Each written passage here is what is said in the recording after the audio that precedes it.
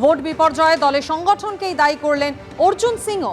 বাড়িতে বসে আলোচনা করে কাজ হবে না, মাঠে নেমে মমতা বন্দ্যোপাধ্যায়ের বিরুদ্ধে লড়তে হবে।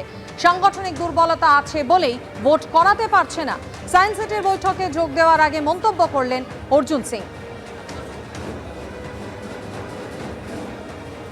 হওয়া তো এটাই উচিত, 2026-এ কিভাবে ভোট হবে, কিভাবে লড়তে হবে, এর একটা পরিকল্পনা করা উচিত। কি হবে সেটা জানি। দেখুন, বাংলায় ভোট হয় না, ভোট করাতে হয়। এই ভোট করাবার জন্য যে কাজ করার জন্য তখন আপনাকে মাঠে নামতে হবে। ওই মাঠের নামার জন্য আমি ডাক দিয়েছিলাম।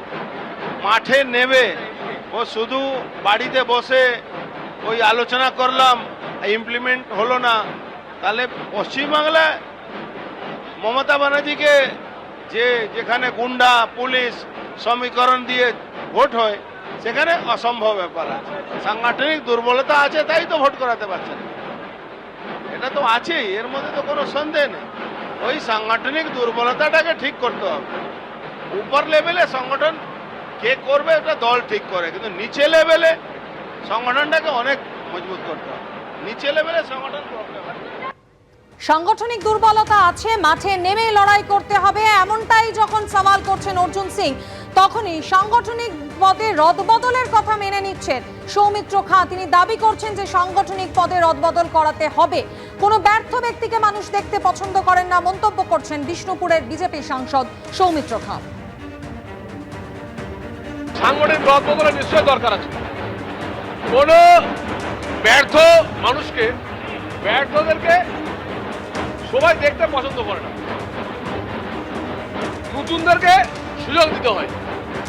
আমার মনে হয় নিশ্চিতভাবে সাংগঠনিকভাবে পরিবর্তনের নিশ্চয়ই দরকার। সেই জন্য তো কার্যকরণী বৈঠক হয়, হয়তো দিল্লি সেটা ভাববেন।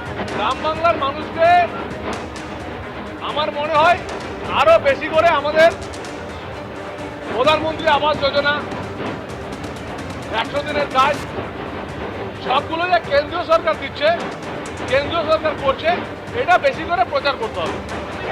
আমার মনে হয় যদি সঠিক দিশা দেখাতে পারে তাহলে দল হবে, আর দিশা দেখাতে না পারলে পুরো ফেল করে যাব। সৌমিত্র খাঁ এবং অর্জুন সিং, একদিকে যখন সৌমিত্র খাঁ রাজ্য সাংগঠনিক রদবদলের পক্ষে জোর সওয়াল করছেন, তখনই অর্জুন সিং বলছেন সাংগঠনিক দুর্বলতা আছে, তাই মাঠে নেমে মমতা বন্দ্যোপাধ্যায়ের বিরুদ্ধে লড়াই করতে হবে। আর এই প্রসঙ্গে কি বলছেন তৃণমূল নেতা শান্তনু সেন, শোনাবো। এর আগেও তিনি বলেছিলেন বিজেপি রাজ্য সভাপতি একজন অযোগ্য এবং শিক্ষানবিশ, এবং এই লোকসভা নির্বাচনে শোচনীয় পরাজয়ের পরে ইলেকশন কমিশনকে কাজে লাগিয়ে কোন রকমে হারতে হারতে কান ঘেঁষে জেতার পরে তিনি একের পর এক বিস্ফোরক মন্তব্য করেছেন। এবং শুধু তাই নয়, সৌমিত্র বাবু নয়, দিলীপ বাবু থেকে শুরু করে, জগন্নাথ সরকার থেকে শুরু করে, লোকেট চ্যাটার্জি থেকে শুরু করে, তথাগত রায় থেকে শুরু করে, বিজেপির রাহুল সিনহা থেকে শুরু করে একঝাঁক নেতৃত্ব, কেউ এই নেতৃত্বের উপরে আস্থা দেখাচ্ছেন, কেউ কমিউনিকেশনের কথা বলছেন, কেউ বিজেপির পথ পরিবর্তনের জন্য আবেদন করছেন।